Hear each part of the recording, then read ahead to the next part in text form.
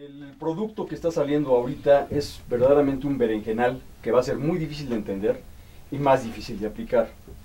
Pero yo creo que lo más rescatable que podemos sacar de esto es qué es y qué no debe de ser una reforma preferente. Afortunadamente esta reforma preferente no va a ser permanente, porque seguramente antes de que comience a aplicarse va a tener que hacerle muchos ajustes. La verdad es que leyendo lo que quedó, no se entiende. Entonces, vamos a encontrarnos que Felipe Calderón no aprovecha el último tramo de su gobierno, sino para tratar de imponer dos berrinches que trató de sacar en algún momento, pero sí preocupa de que estas mal llamadas reformas estructurales, que hay quien piensa que son reformas filosofales, no van a transformar absolutamente nada. Sí me preocupa mucho que este gobierno está dejando muchas contingencias y que no solamente hay muertos en las calles, sino que también hay muchos muertos en los closets. Y aquí estos muertos en los closets en materia financiera no se van a arreglar con este tipo de reformas. Yo sé que el sector empresarial tiene mucho interés en que esta reforma laboral pase y qué bueno que haya discusión en el tema. Están exhortando ya al Congreso. Sí, pero el problema de fondo es que lo malo cuando se hace una reforma mala es que queda ya como justificación para no seguir trabajando el tema. Entonces, creo yo que lo que vamos a ver aquí, después de este proceso, de esta rápida votación que habrá entre el día de hoy y quizá mañana, va a ser quién es la variable de ajuste. Y la variable de ajuste, lamentablemente, todo el sexenio, fueron los salarios. La variable de ajuste siempre fue el empleo. La variable de ajuste siempre fue la gente que no se puede defender. Entonces, creo yo que sí es importante hacer reformas en la materia. Esperemos que algo bueno salga de ella, pero lo que sí no debe de seguir siendo es que siempre la variable de ajuste sea la forma y el poder adquisitivo de las personas. También nos acompaña la licenciada Claudia Esqueda, abogada laboralista y sindicalista. Claudia, mucho gusto, muchas gracias por estar con nosotros y bienvenida. Nino, buenos días. La verdad es que nada mejor expresado que como lo ha planteado Gabriel, yo coincido. Ha sido un tema de recurrente propuesta, el tema particularmente laboral, el tema de la reforma de trabajo. Yo no podría llamar, como todo el mundo hoy se ha empeñado en hacerlo, que esta es la reforma laboral. Por cierto, no la esperada, pero no es una reforma laboral. Son nuevos parches a la Ley Federal de Trabajo y de ninguna manera se ha tocado temas de fondo, temas fundamentales que tenían que ver con una reforma constitucional. Mucho hemos criticado a lo largo, no de 15 años como se ha venido manejando públicamente, sino de los últimos 25 años, porque esto empezó en 1988. El tema de desaparecer el apartado B de la Constitución, de dejar de una vez por todas resuelto el asunto de trabajadores de primera o de segunda, de los del servicio del Estado, el resto de los trabajadores. ¿Cómo afrontas un problema de veras delicado? Y esto no significa más que dar respuesta a determinados intereses de determinados grupos o sector, que no responde a una verdadera reforma laboral, que no responde en absoluto a las necesidades, a los temas de salario, a los temas que pueden cambiar la cara de este país. Un mayor número de empleos, se podía hablar hasta de 10 millones de empleos, decía ella, por la vía telefónica. Nos acompaña también el día de hoy el senador del PRD, licenciado Armando Ríos Pítero, secretario de la Comisión de Hacienda en el Senado de la República. Armando, mucho gusto. ¿Qué tal, Nino? Qué gusto estar aquí contigo nuevamente en tu programa y obviamente poder compartir la mesa con tus compañeros y compañeras. Yo creo que es importante poder diferenciar, especialmente frente al auditorio, que hay dos iniciativas preferentes que se están discutiendo y cada una se está discutiendo en cámaras distintas. La Ley Federal del Trabajo se está discutiendo en Cámara de Diputados. Ayer discutimos y aprobamos una ley de contabilidad gubernamental en el Senado y me parece que es pertinente hacer esta diferenciación porque son 180 grados distintos las discusiones y obviamente son 180 grados distintos el tipo de impactos. Mientras que la Ley Federal del Trabajo ha generado pues obviamente una extrema sensibilidad, especialmente de parte de nosotros, de las fuerzas de la izquierda y obviamente pues en representación de muchos millones de mexicanos que ven y han visto en esta Ley Federal del Trabajo pues una modificación para seguir precarizando el salario, para seguir facilitando el despido, para tener, digamos, un modelo o la continuación de un modelo que ha mantenido pues una condición donde dentro de la formalidad pues el salario cada vez es la variable de ajuste, y no solamente, yo le diría a Gabriel, no solamente este sexenio, ha sido la variable de ajuste prácticamente en los últimos, en efecto, 25 años, desde 1988, como apuntaba Claudia, y desde nuestro punto de vista es una ley obsoleta, es una ley que obedece a un país que ya no existe, es una ley que se pensó hace 25 años para una economía cerrada, para una economía en la cual China no existía en los países del este asiático, no existía la competencia en mano de obra barata que hoy enfrenta México, y esta iniciativa, hay que decirlo, que ahora estaremos seguramente atentos a ver cómo se da la discusión en Cámara de Diputados, pues no va a garantizar más empleos, lo único que va a garantizar es pues que se formalice lo que en la informalidad se ha permitido, repito, que es a través del outsourcing, la disminución de la capacidad adquisitiva de la gente. Lo diferencio, Nino, porque ayer en Cámara de Senadores votamos por unanimidad la otra ley. Salió fast track, salió rapidísimo. Y salió bien, y debo decir que a mí me tocó. Y todos salieron bien, ¿no? Todos salió bien. tranquilos. Es una iniciativa que, bueno, nosotros recibimos con buenos ojos, porque lo que busca es profundizar en que se transparenten las cuentas de los gobiernos municipales, estatales y federales. Creo que difícilmente el PRD y cualquiera podría ir en contra de la transparencia de cómo se utiliza el dinero público. La votamos a favor, y sí dejamos muy claro, Nino, que si bien es un avance positivo, pues es un avance muy menor respecto a la magnitud de lo que tenemos que avanzar en materia de rendición de cuentas, combate a la corrupción y eficiencia del gasto. De hecho, por eso, una vez que terminemos esta mesa, vamos a ir a presentar la iniciativa de reforma constitucional por parte del PRD y las fuerzas de izquierda, para pues tomarle la palabra a quienes están hablando de rendición de cuentas y combate a la corrupción. Ya lo hizo Felipe Calderón con esta iniciativa, ahí anda el presidente electo queriendo formar una, digamos, un instrumento anticorrupción. Bueno, tomemos la palabra a ambos, utilicemos esa energía política para elevar la valla y realmente ir por una modificación trascendente en materia de transición democrática que implique rendición de cuentas. Ahí están las cosas, Nino, y bueno, pues estaremos atentos a ver el bodrio que nos mandan los diputados. Iniciativa de vanguardia, decía el día de ayer la diputada del PAN, Esther Quintana. Hay diferencias, hay cambios, hay modificaciones, hay quienes no lo quieren ver. Licenciado Francisco Lelo de la Rea, subdirector de investigación económica del sector privado. Francisco, mucho gusto, bienvenido, buenos días. Nino, muy buenos días al auditorio, gracias por la invitación y saludo a los compañeros de la mesa. A mí me gustaría comenzar diciendo, tenemos una situación laboral en el país muy crítica. Cuando nos comparamos con otros países, la tasa de participación, es decir, la población en edad de trabajar que está ocupada, en México es del 40%. En Estados Unidos es cercana al 50%. Perú tiene una tasa de participación del 50%, Canadá del 52% y China del 56%. México tiene una de las tasas más bajas de participación. Hace unos días la OECD nos dice que en la población entre 18 y 29 años, el 25% son ninis, ni trabajan ni estudian. Eso es aproximadamente 7.5 millones de personas. Esos son los datos. ¿Qué te quiere decir? Que hay unas rigideces estructurales o una incapacidad de la economía para generar empleos. Esta iniciativa preferente, yo creo que es importante y puede cambiar, yo creo que sí. ¿Qué? Porque el salario no es la variable de ajuste.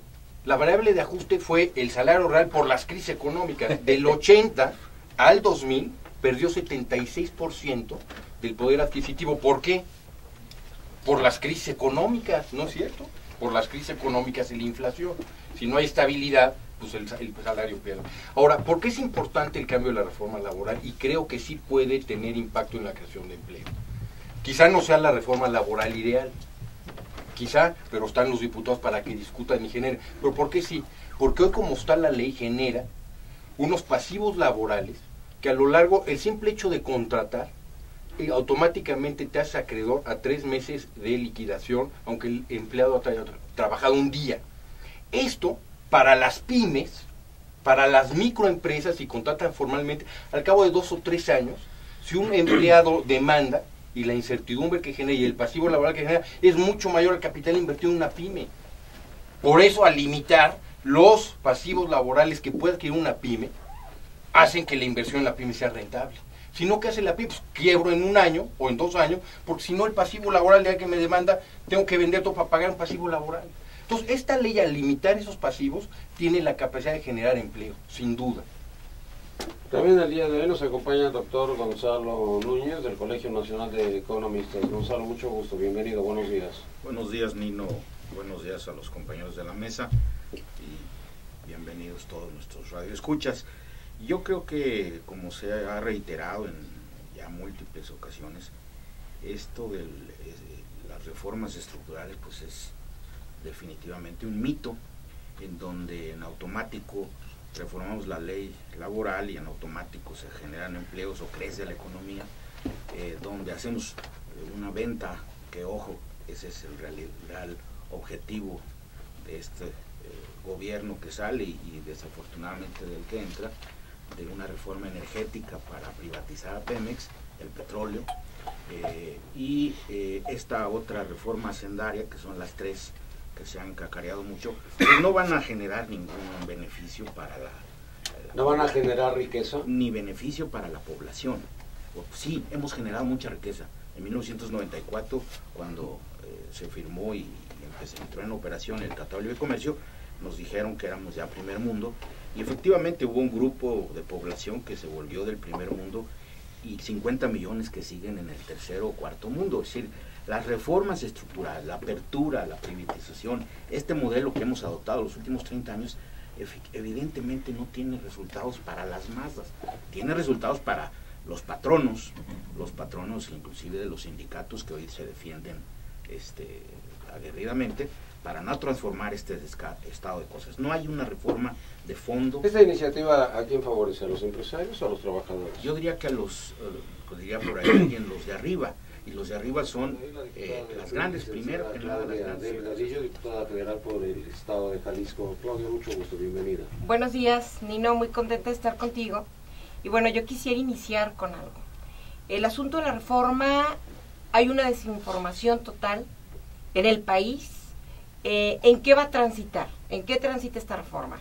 Quiero decirte que antes de yo dedicarme a hacer política y ser diputada electa en Guadalajara, pues yo litigué mucho materia laboral. Entonces es una materia que conozco a la perfección.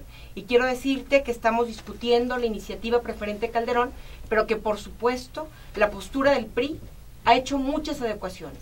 Se está por discutir más de 200 artículos, pero hay muchas cosas que benefician. Hay que ser muy claros. Por ejemplo, se está regulando, como lo decía el senador, el outsourcing. El outsourcing, históricamente, desde hace más de 15 años, esa palabra ya se ha utilizado. Ahorita únicamente se está regularizando para que sean solidarias las dos empresas. Que sea solidaria la empresa que te contrata y la que recibe el beneficio. Esta reforma preferente, le estamos haciendo muchas adecuaciones, pero además coincidimos. Estamos transitando con esta reforma preferente porque creemos que es lo que necesita nuestro país. Hay mucha desinformación absoluta en el país. Por ejemplo, hay quienes dicen, sobre todo las izquierdas, de que ahí va a haber pagos por 7 pesos por hora, y eso no es cierto. Nosotros estamos trabajando, y en la iniciativa que está presentando el PRI, la que se está reformando, nosotros estamos hablando de que si un trabajador labora durante 15 minutos, jamás, pero por supuesto que jamás, recibiría un salario menor al mínimo de las 8 horas de jornada máxima. Estos son algunos de los temas que quiero dejar aquí en la mesa, sobre todo el que jamás, no se les va a pagar 7 pesos por hora como se les está mal informando a la población en general, sino que se les estaría pagando 62 pesos al día, aunque trabajen 5 minutos. A ver. ¿Qué? Perdón.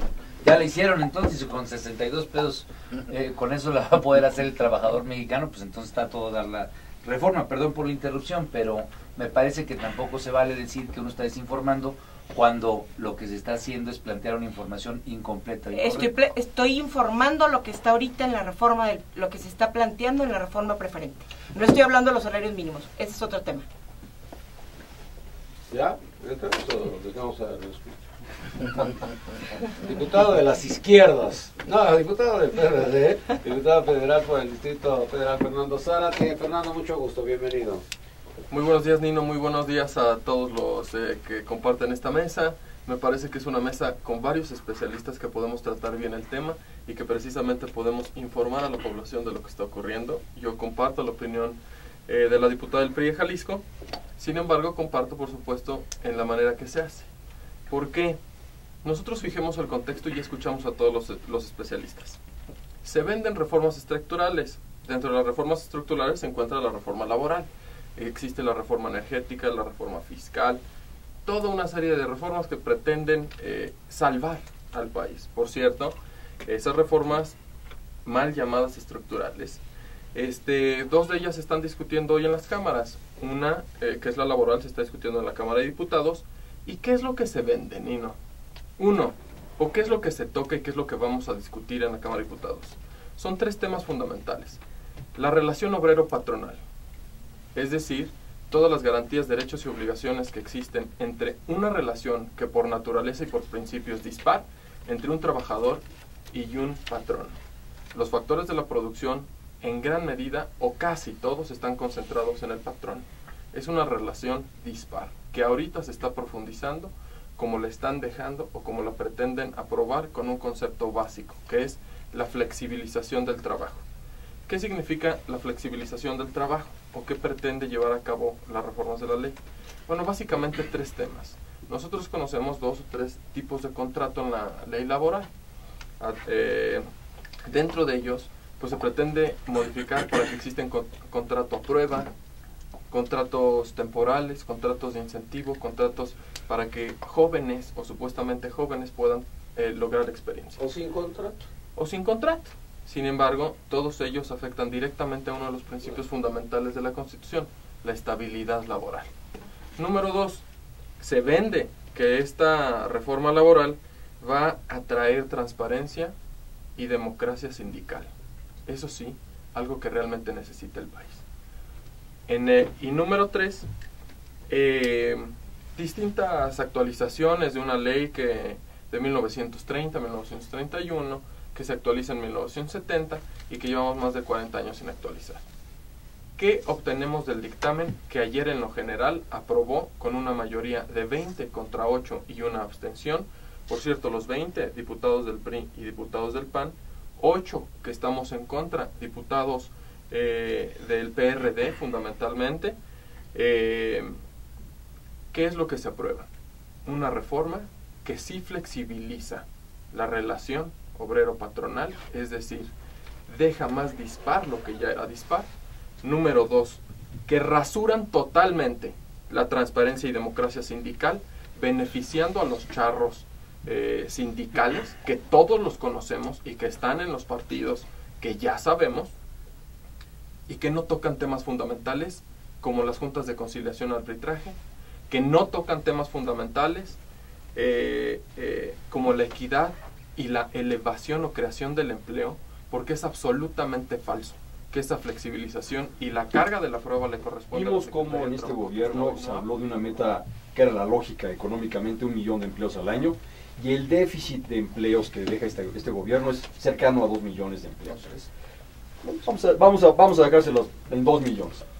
En el Seguro Social se hizo una gran simulación tratando de que empleos que cambiaban de temporales y permanentes, se jugó con la base del Seguro Social de manera irresponsable. No sé quién es esta diputada ni de qué partido sea, pero PAN. Decir que una reforma va a generar, bueno, del PAN. Entonces vamos a seguir en la misma línea de simulación. Esta diputada se llama Esther Quintana, sin H, así se escribe Esther Quintana. Marta se escribe también sin H. Está bien. Marta. Pero esta persona también es una persona diputada sin información. Esta reforma es imposible que genere 10 millones de empleos, verdaderamente eso es engañar o tratar de engañar a las personas, porque lo que sí va a suceder es una cosa, va a haber una cuestión que no hemos vivido en México y la vamos a vivir, que se va a llamar reconversión de plazas.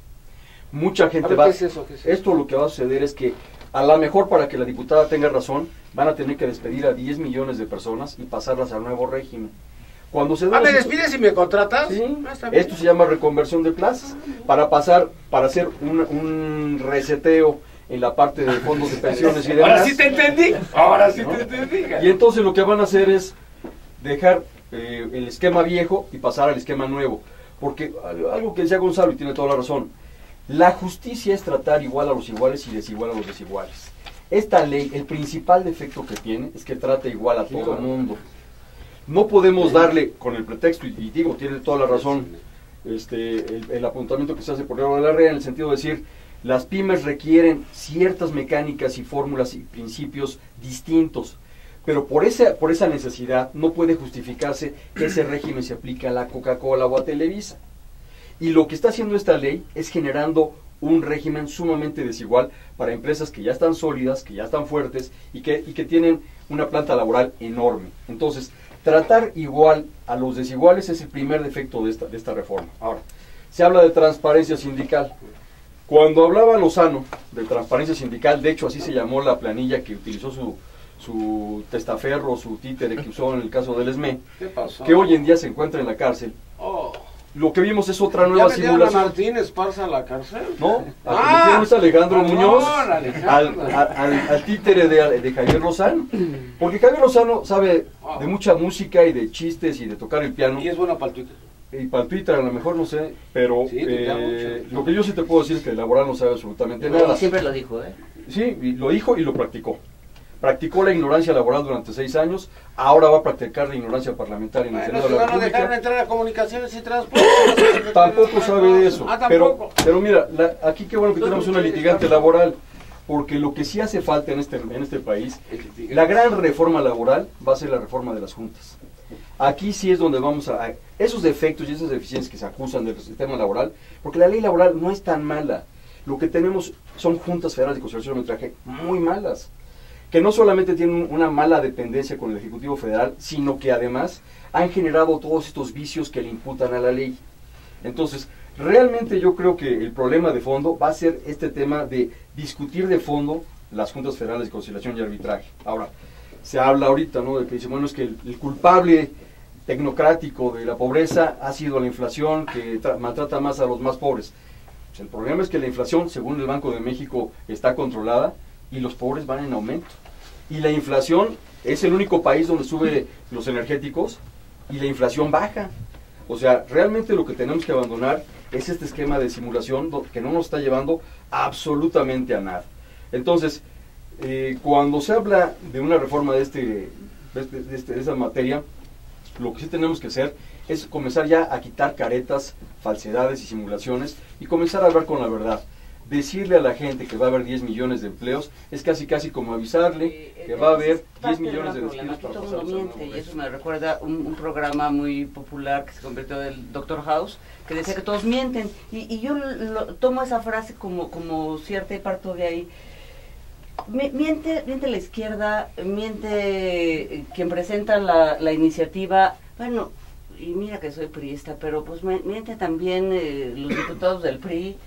Todos mienten y todo el mundo dice la parte de su verdad, y creo yo que no dicen en el contexto general lo que está sucediendo. Hace un rato en tu programa, ni no más temprano, escuchaba yo una declaración del regente del mundo, el más listo de todo el planeta. El mejor alcalde del mundo, sé respetuosa, que es de las izquierdas y es jefe de ya sabes quién. Que decía que qué horror, pero que cómo era posible y que el retroceso de esta ley. Y yo me pregunto, ¿con qué cara habla Marcelo Ebrard de un tema semejante cuando el gobierno, igual que el gobierno federal y los gobiernos de todos los estados, los primeros que subcontratan sin darle todas las prestaciones a sus trabajadores, sin inscribirlos en el ISSSTE en el caso del estado, sin reconocer sus derechos, el primero es el señor Marcelo Ebrard, en donde, y no me voy más lejos, en la Asamblea de Representantes, el tema del personal de seguridad, de limpieza, todos son subcontratados, lo que llamamos outsourcing, o lo que se dice en inglés así, y aquí se llama subcontratación. Eso sí lo está regulando esta iniciativa, y creo que le hicieron una importantísima mejora los legisladores en su proyecto de dictamen. Creo yo que ahí tiene, y coincido con la diputada, tiene toda la razón, se hizo un gran esfuerzo, se está llevando al traste y se acabó el negocio de algunos abogados que han vivido de ello muchos años en contubernio con los empresarios, en donde han simulado condiciones y una relación de trabajo que ha ido en deterioro de los trabajadores mismos, Eso es ¿no? cierto. Pagándoles menos, no reconociendo sus derechos en su integridad, con una ley, yo diría más buena que mala, no, más allá de si tiene 80, 70 o la cantidad de años que tenga, el problema no está en la ley, y yo me atrevo a decir que ni siquiera en las juntas como tales, aunque haya viejas corrientes que hablan de hacer jueces de lo social, ponles lo que quiera, el problema somos los mexicanos o los malos impartidores de justicia, y se va a llamar como quieras el tribunal que conozca de estos casos, el problema va a seguir siendo el mismo. Tendríamos que cambiar los discursos, decir las cosas por su nombre y buscar, más allá de las componendas políticas, que creo yo que a eso se está reduciendo de nuevo esta reforma, Sí. y a las luchas de lo que cada uno quiere seguir vendiendo por lo que quiere representar, debiéramos de veras, de una vez por todas, cuidar a los trabajadores, cuidar el empleo en este país, y tampoco es culpa de las transnacionales, a juicio mío, Gonzalo. Si alguien paga bien en este país, si alguien cuida la legalidad en sus relaciones laborales, y lo digo como sindicalista, es precisamente la empresa transnacional, mucho más allá de los patrones. Ahí me tocó ser diputado federal en la pasada 61 legislatura, y a mí nunca me tocó ver, porque hoy sí veo con mucha vehemencia, por lo menos aquí en la mesa, la representación del PRI, y me tocó ahorita escuchar lo que decían los del PAN, una suerte de planteamiento como si fueran a salvar a México con esta ley, en este planteamiento de reforma estructural, que por mucho no lo es, y creo que los argumentos económicos pues, se pueden hacer de manera muy puntual. Es una reforma, repito, planteada para un país de hace 20 años, no para un país que tiene los retos globales del 2012. Es un planteamiento que se hizo hace mucho tiempo y que solamente se está retomando para volverlo a poner sobre la mesa. Pero a mí me tocó ver hace pues no más de un año y medio cómo el PRI, con un asunto de simple cálculo político, simple y sencillamente sacó de la discusión la ley laboral. Se habían puesto de acuerdo el PAN y el PRI, hicieron su cálculo, Peña Nieto como precandidato y luego como candidato dijo, ¿sabes qué? Mejor no le entramos. Y bueno, no le entraron.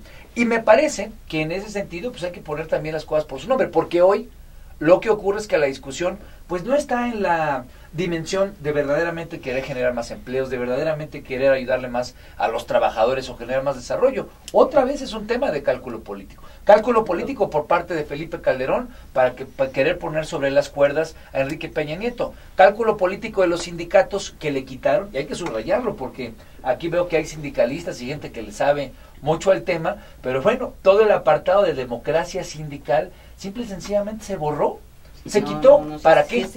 ¿Para qué? Para darle por su lado a los líderes de siempre, las estructuras corporativas que han regido en este país y que han controlado un sistema político pues que se entronizó con el PAN, que pensábamos que después del 2000 iba a cambiar y que sigue reinando. Entonces me parece que hay que ponerle las cosas por su nombre. Puede tener cosas positivas como el asunto de las pymes, pero cuando tú lo universalizas y tienes el problema de estructuras tan grandes como las que se han mencionado aquí, de empresas que tienen contrataciones que van por cientos de miles, bueno, pues entonces estamos hablando de poner una cobija homogénea que termina generando precarización. Yo escuché de Lelo de la Rea, pues un asunto que hay que poner a debate.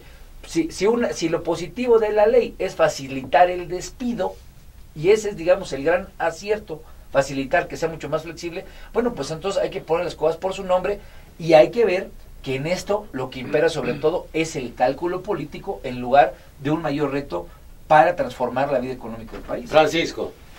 Sí, bueno, yo no dije que lo importante de la ley era facilitar el despido. Yo creo que lo importante, que sí tiene razón Armando, es en el contexto hay que ver cuáles implicaciones tiene la ley. Yo creo que la pregunta importante, ¿se va o no a generar realmente más empleo con esta ley? Ya dije yo las cifras, en México, y esto está aprobado y está, hoy tenemos la tasa de participación más baja, de las más bajas en el mundo. Tenemos una población joven y solo el 40% está en el mercado laboral. Una empresa tiene que pagar al menos 7 impuestos, y el salario real que paga una empresa es 160% del salario neto que recibe un trabajador. Entonces, crear empleos y generar empleos es un reto y es de héroes en este país.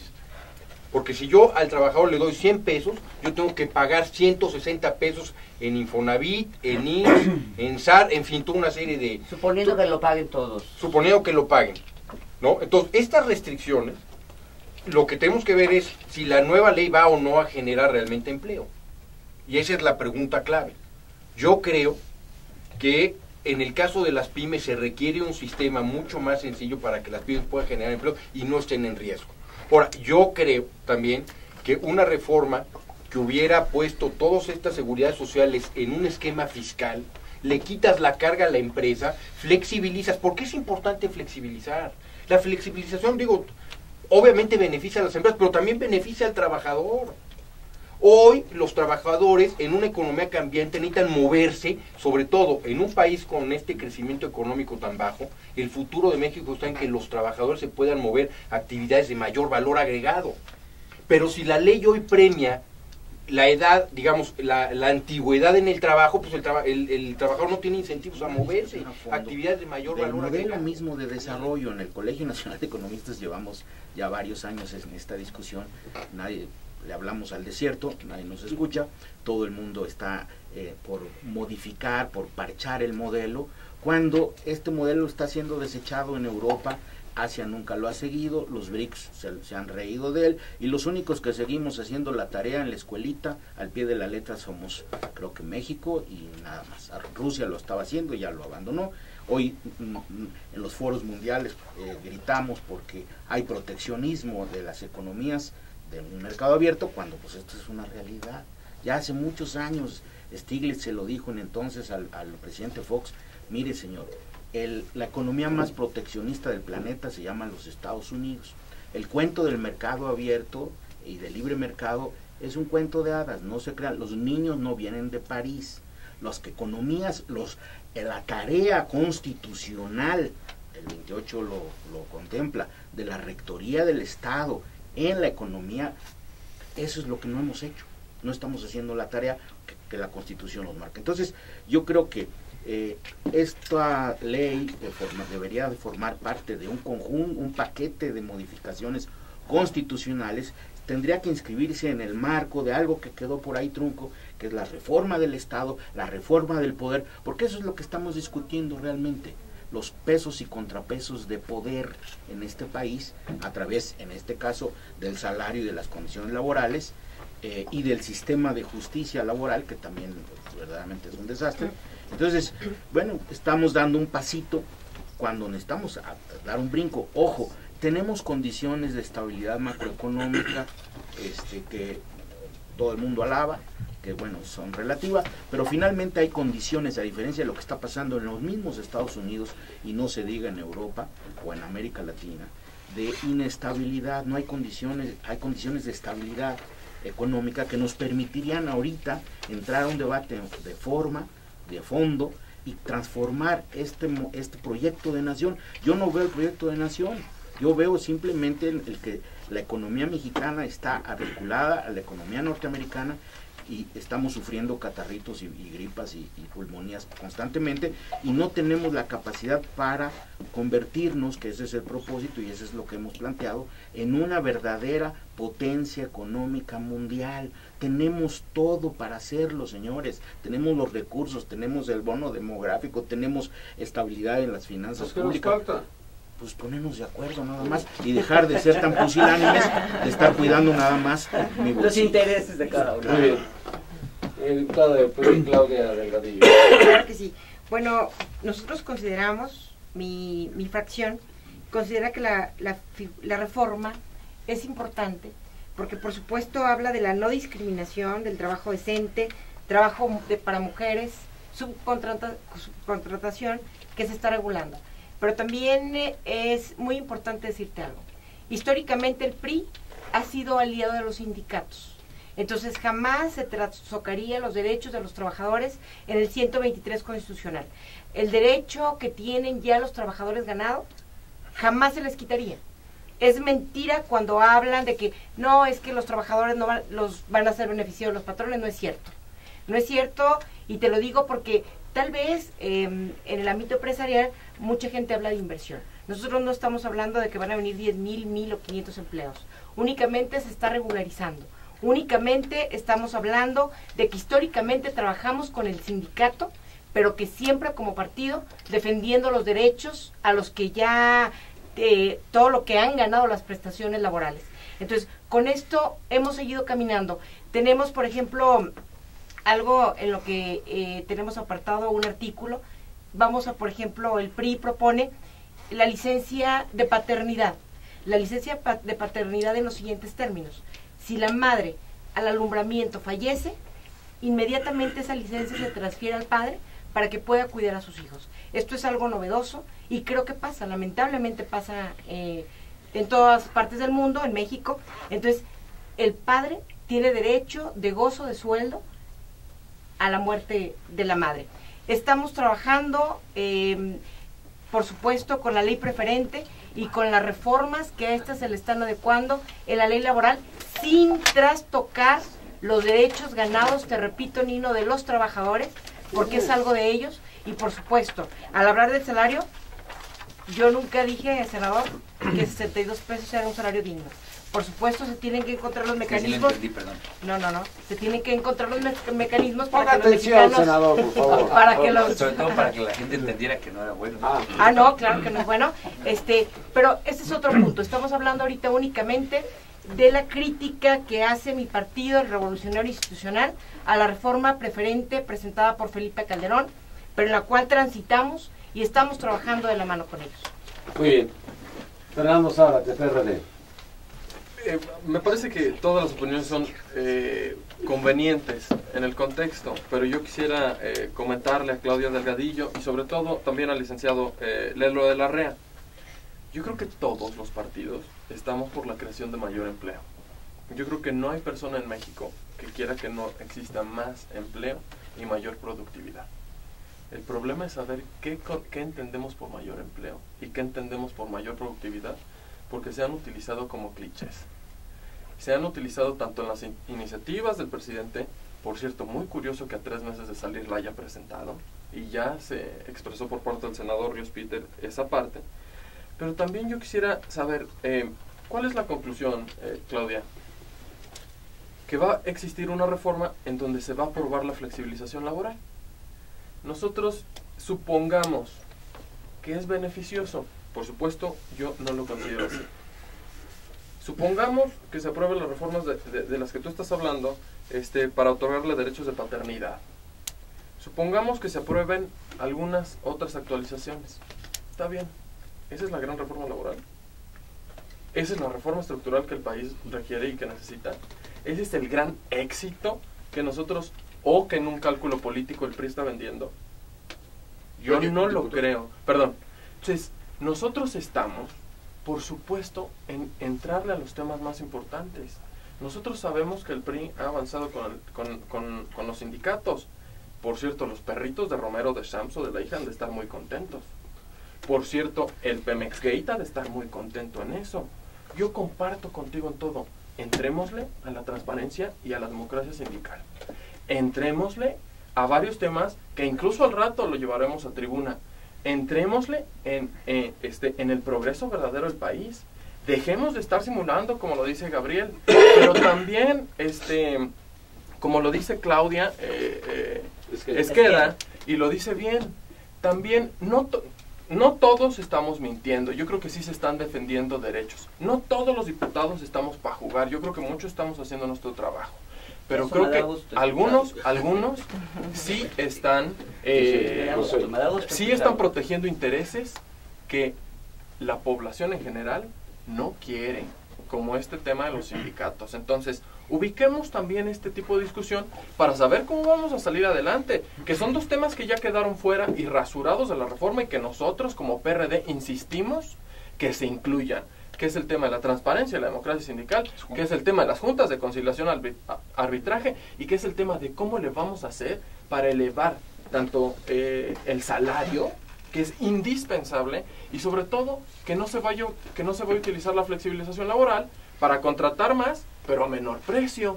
Entonces nosotros, pues por supuesto que entramos al libre mercado. Muy breve, Claudia. Gracias. Ahorita voy contigo. Ok, en cuanto a la transparencia, Felipe Calderón habla de transparencia, pero el PRI en su propuesta habla claramente de tiempos, de claro que se debe de transparentar el recurso. Yo hablo de que somos aliados de los sindicatos, pero hay una transparencia, va a haber una transparencia y se está regulando, Fernando, en esta reforma laboral. Entonces, estoy muy contenta porque además los líderes sindicales deben de estar de acuerdo con eso, están de acuerdo y con eso vamos a transitar. Y le deben de dar cuentas directas a los trabajadores. En cuanto a la subcontratación que se está haciendo, va a haber comisiones mixtas, Nino, de las cuales está integrado el patrón y los trabajadores, donde en el trabajo de contratación, en un término de 30 días, esa comisión se va a reunir para saber si el trabajador reúne o no el perfil. Es la postura que está defendiendo el PRI. Léelo. Digo, léelo, por favor. Sí, breve. O sea, si el cambio estructural, esta reforma es insuficiente, necesitamos crear empleo, ¿cómo verías? O sea, entonces, una reforma laboral que te genere un seguro de desempleo con impuestos generales y una seguridad social con impuestos generales, le bajas el costo a las empresas, fondeas con impuestos generales a todos y a las empresas, cerrando los hoyos en el ISR, pero pues bajas un costo y lo generalizas.